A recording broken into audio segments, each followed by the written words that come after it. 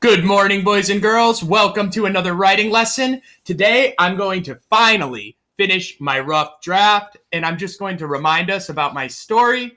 Matt went to pick Courtney a flower. He accidentally picked poison ivy too. Remember, I took a lot of time with my planning, and that's why I was able to write so much. If I wasn't as excited to write and I didn't take as much time with planning, I wouldn't have cared about my story, and I might have had to start over. But I took a lot of time and I found something. I had other ideas too, and we talked a little about that, but I settled on this one and I was excited to write, and I took a lot of time in planning. So I just want to stress that. Make sure if you have to start over, that's okay. The planning process is the most important. So I left off where Matt hung his head. Remember, he was sorry because he didn't mean to do it. I'm sorry, I wanted to surprise you with a flower.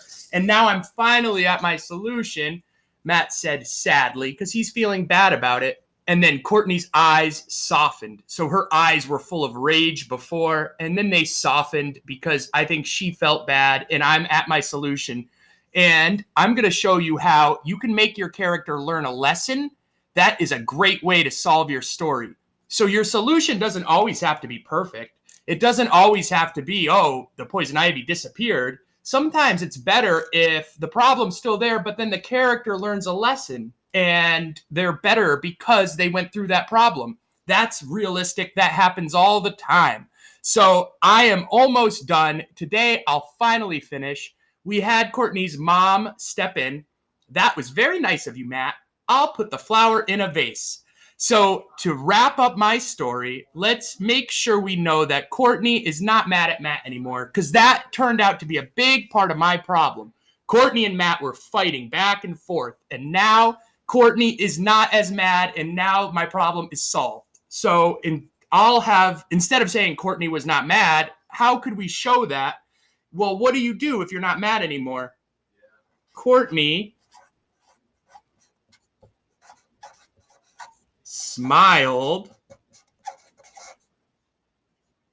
And I'm still going to mention how there is that problem of the poison ivy as a rash formed on her nose. So this is a good example of your solution doesn't have to be perfect.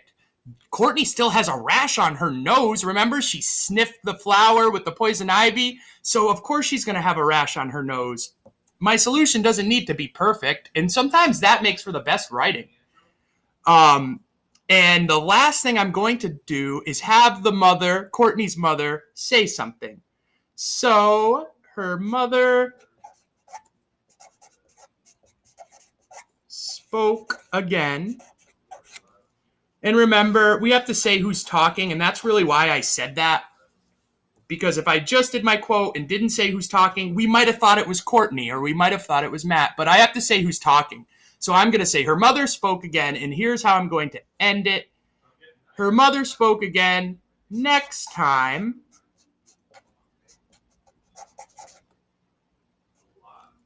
remember, and there's a little saying that my mother and my grandmother used to always tell me about poison ivy. And that kind of helped me when I thought about this when I was planning. So my planning page, I even wrote it, leaves of 3, let it be. So that whole idea, I've been thinking about that the whole time. I knew I was going to kind of wrap up my story with that being the little lesson, because I'm using experience from my life. And I remember that was something that my parents taught me. So next time, remember, and hopefully you know this too. If you didn't, now you do. If you see oily leaves of 3, let them be. So next time, remember, and I use the quotation mark because she's talking. Next time, remember, leaves of 3, let them be. So that's a little saying. Now Matt learned a lesson, right? Leaves of 3, let them be. And the last thing the mom will say is, now let's get you some medicine, because they still have those rashes. Now let's get you some medicine for those rashes. Period. End of my quote and end of my story. Notice how my solution, the rash didn't go away, but there's some medicine, so that problem is solved. Matt learned a lesson, a little saying. Next time, remember, leaves of 3, let them be. Now let's get you some medicine.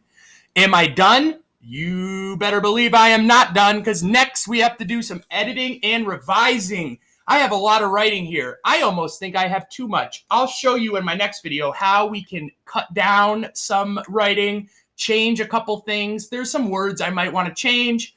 Maybe I didn't spell something right. I'll do that too. And then our final step will be publishing our writing. I've already shared the Google Classroom information with some of you, so I know you're all at different spots. That's okay.